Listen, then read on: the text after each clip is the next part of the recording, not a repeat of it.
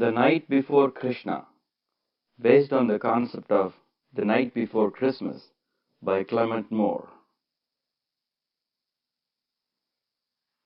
'Twas the night before Krishna, and all through the prison not a creature was stirring, not even a pigeon.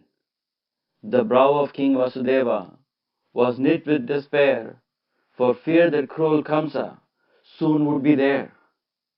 He beseeched the gods, implored them in prayer, that the tyrant would not snuff the life of his heir. Mother Devaki lay restless in her straw bed, while visions of 7 infants danced in her head. Though each little life was ended ere it started, with sword of cold steel by one colder hearted, in her bosom she held hope that maybe, just maybe, the curse would be fulfilled through this 8th baby. That August afternoon had been so balmy, none could have dreamt the night would turn stormy.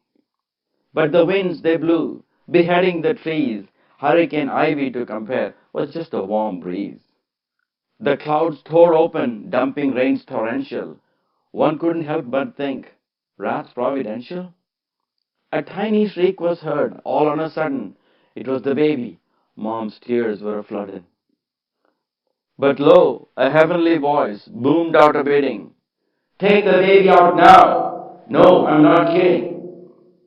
Startled were the parents, the voice not to be denied. Hurry, don't worry, that the Yamuna isn't tied. A girl just born in Gokul, switch her with your son. Bring her to this prison and beat the rising sun. As if to prove that the voice was not mistaken, the prison door opened, not one guard awakened. Not Balwan, not Motu, not Chamcha, nor Bhushan, and dark though it was, Vasudeva had night vision. He stepped out with Krishna, his whole body shaking, could lose his black hair and turn overnight grey king.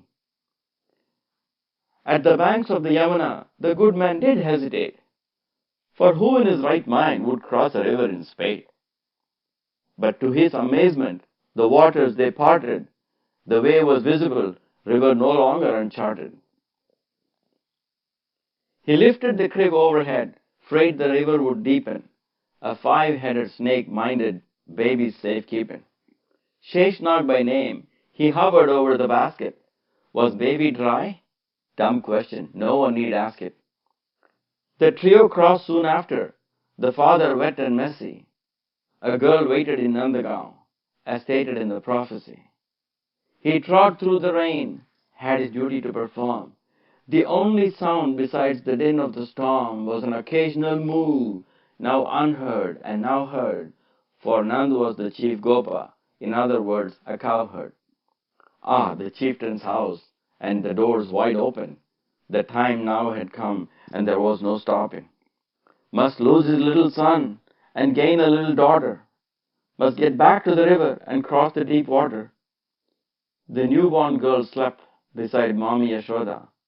The room was dark, but a faint light showed her. He spoke not a word, but went straight to work. Switched babes, off his cheek tears did he jerk. He hurried out the door and looked one last time at his son, now awake with a smile sublime. His toothless grin spoke more than volumes might. In peace now you go, all will be right.